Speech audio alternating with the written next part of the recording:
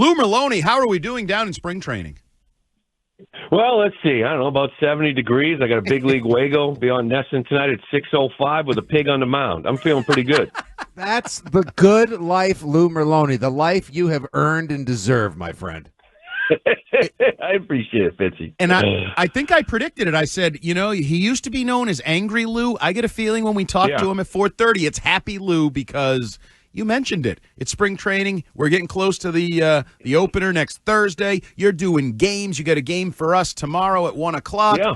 And most things are kind of coming together for the Boston Red Sox. But, Lou, we're not going to start with the positive. You used to sit in this seat and work in this time slot. Yeah. So what the hell's going on with the closer situation, and is that going to tear this team down? Wow. That was Felgerific, Andy. Jesus.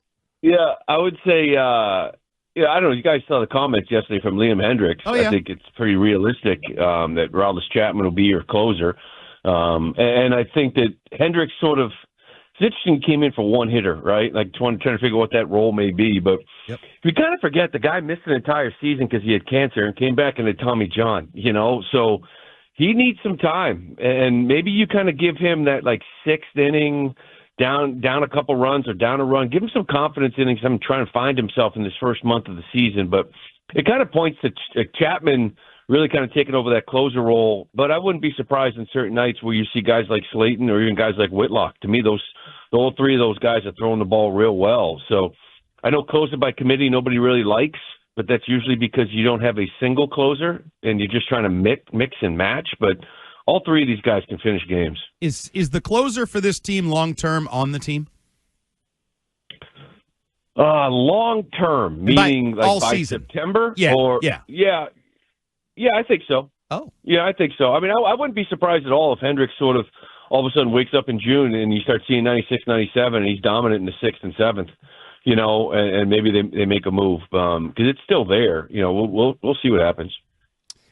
So Lou, stop me if you've heard this one before, but yeah, Trevor's story. It's a story, his tale as old as time. Scratched from tonight's game. Now the latest, according to reports, is he's got lower back tightness.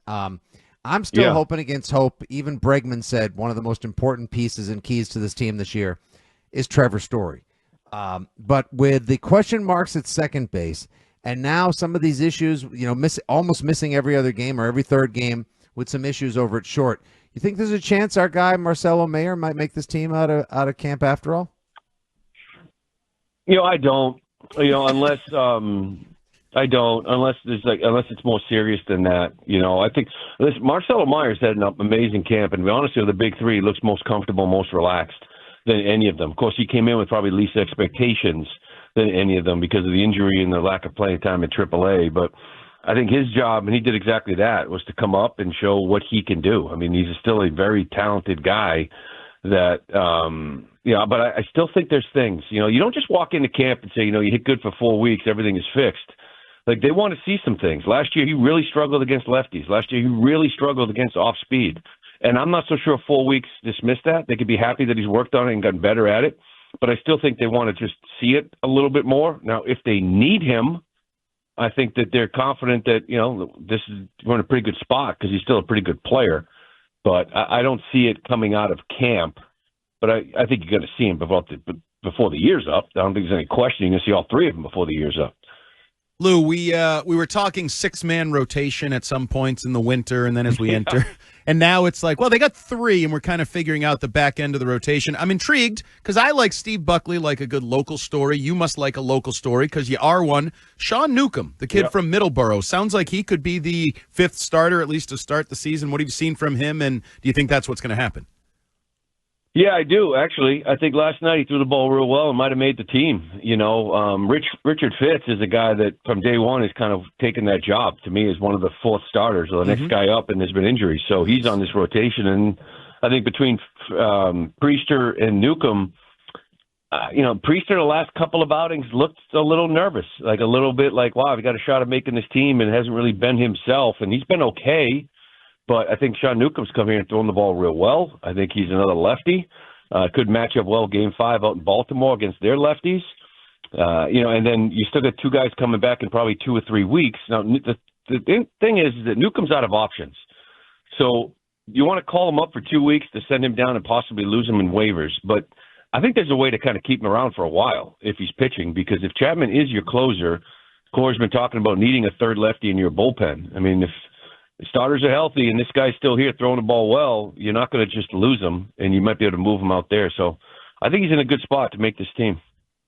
Talking to the great Lou Merloni here on WEEI Afternoons from beautiful Southwest Florida, getting ready for a Sox game tonight and tomorrow.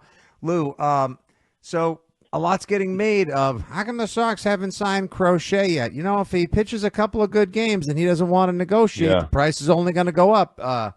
I can understand why they may want to, get a quick little look at how he fares on the road, at home, etc. Would you take the risk of signing him, considering he has 0 complete games to his name to date? Yeah. And how confident are you that he can be the stud we all think he's going to be? Yeah, it was up to me to have been signed yesterday. But, this really is a situation. It's very complicated because of how good this guy is and how good he can be and how much money he potentially could make in free agency. We're talking about a guy that in 2 years, if he goes out and throws the ball the way he's capable of, could be $35, $40 million pitcher. So do you sit there and say, hey, we'll give you 5 years, 110 at 24, 22 each? Sure, but do I want to turn down possibly $250 million more in 2 years? This, and that's the thing. It's not like Bayo, right, who get him for a rookie contract, and is he ever going to be a $40 million pitcher? This guy can be. So as much as you would like to sign him to a deal, he is intrigued about how much money he could make. Not that he needs to leave. He hopes that maybe these guys pony up. But so I'd try to sign him, but it's sort of like he did do it for half a year, right? So I want to give that guy $30 million right now, or do I want to see it? Unfortunately, if I see it, he's going to want 40. So it's complicated. It's complicated. So, Lou, we're almost 8 minutes into talking to you about the Boston Red Sox, spring training, everything, and we haven't said the name Rafael Devers. And a couple weeks ago, it was like, oh, my God, he was the story. He doesn't want to play DH. He doesn't this, that. Are we not doing our jobs if we're not asking that question earlier? Has he resigned himself to the fact that he's a DH? Is it a non-issue? Where do you think that stands right now? Yeah, listen, I don't think he's happy about it. I don't think he's ever going to be happy about it. I still think he thinks he can play third base, but I think there is an acceptance at this point. Like, he's your DH, Bregman's your third baseman. And to be honest with you, I know a lot of people are going nuts when he wasn't playing in games and just taking at-bats in the backfield, and people thought he was holding out or whatever. I kind of felt the opposite. I felt like that was an acceptance of listen, if I'm not playing third and you want me to DH, I'd rather just stay out in the backfield and get 5 or 6 at-bats against Crochet and Buehler than get 2 or 3 in a big league game, So that was almost like, if this is what I'm going to do, if David Ortiz circa 2010 came to camp and never played in a game but just took at-bats in the backfield, nobody would even think about it because he's a DH. Right. So I almost looked at that was the point where he accepted it and just said, just give me at-bats then. Lou, Jarren Duran said that he was happy moving over to left field so that Ceddanne Rafaela could play center field and win a Gold Glove there. And we've kind of knocked this one around a little bit, but with all the hubbub about when are the kids coming up, who's playing second? How about Crochet? Why don't they sign him? Who's going to be the closer? Are we potentially sleeping on somebody who, if he's healthy all year and is comfortable, could be a massive addition and upgrade for this team with Rafaela in center? Yeah, it's interesting because both he and Abreu, both these guys come up and play very good defense, and you're like, okay, Labatt, let it develop, and we'll see where it goes. So both these guys, I felt like, had good rookie years. If they were their 4th year in the league and that's who they were, you would start looking maybe elsewhere and think, more potential somewhere. But after 1 year, let them come into camp and see if they can make an adjustment, on what they need to work on. And it's only spring training, but Ceddanne has looked like he's done exactly that. His at-bats are more controlled. He's actually drawing walks. He's got 6 walks and 3 strikeouts. If you combine, if there's an uptick in his offense with the defense he brings you, then that's something special. You don't want to give up on that. So give him an opportunity to show what he can do offensively. And, if he starts falling back into his patterns of swinging and never getting on base and just sort of swinging at everything and making poor decisions, then then you might think about what his future may be. But for now, it's like give him an opportunity to show that he's improved his game.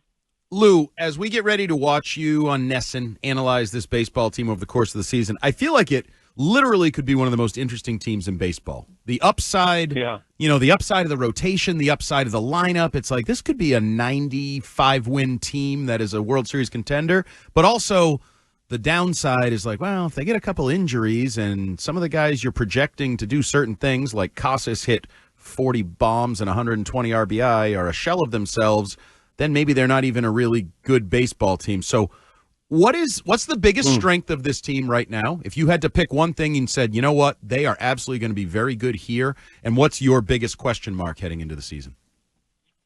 I think the rotation is going to be a strength. And obviously we know the first two times through there's no Bayo and Giolito. I actually think people are sleeping on Bayo. Like they just have a bad taste in their mouth with who Bayo is. I thought second half of the year he threw the ball well, and again, third year in the league, let's see what he looks like. But when Bayo and Giolito get in there, and how everybody kept saying Bayo, you got to get two starters in front of him. Well, yeah, it seems like they got three in front of him now. Mm-hmm. So I just think this rotation is good. And then when you look down at AAA and you got Fitz and you got Priester and whoever, you've got depth.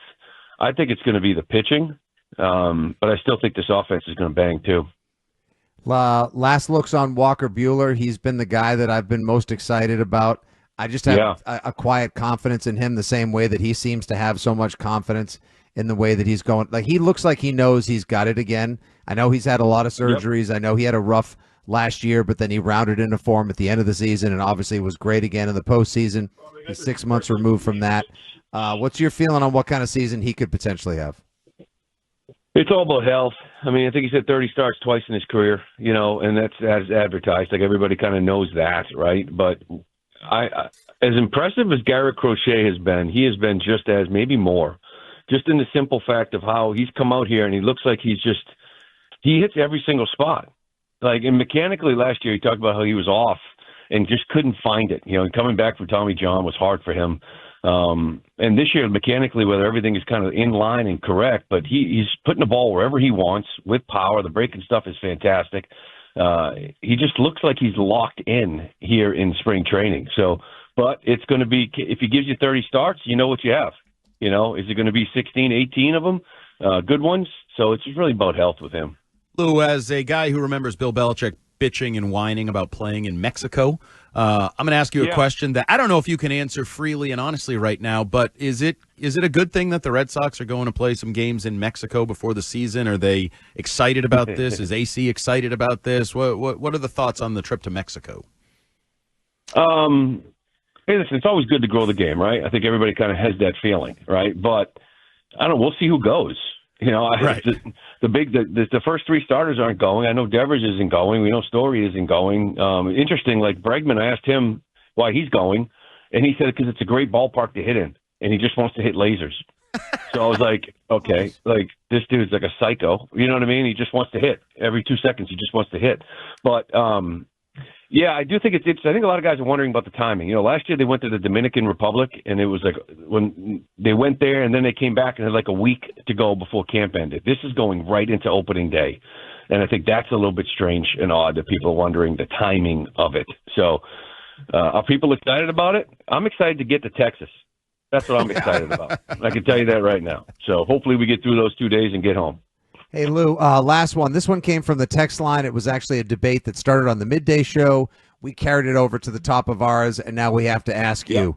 As inane as it may sound, I think it's a really good question.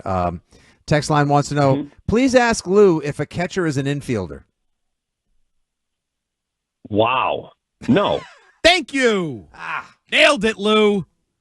Expert. No. Infielders are in fair territory. Thank you, Lou. They don't sit in foul territory, and they don't catch ground balls. No, he's not an infielder. Thank you. Nailed it. And just remind us, what position did you play in Major League Baseball? I was an infielder. Oh, I was thank in you. fair territory at all times. Mona Lisa Vito, the expert witness, Lou Merloni. Thank you for ending that debate that's been going on for hours here at WEEI. Well, Enjoy the. Are you going to Mexico?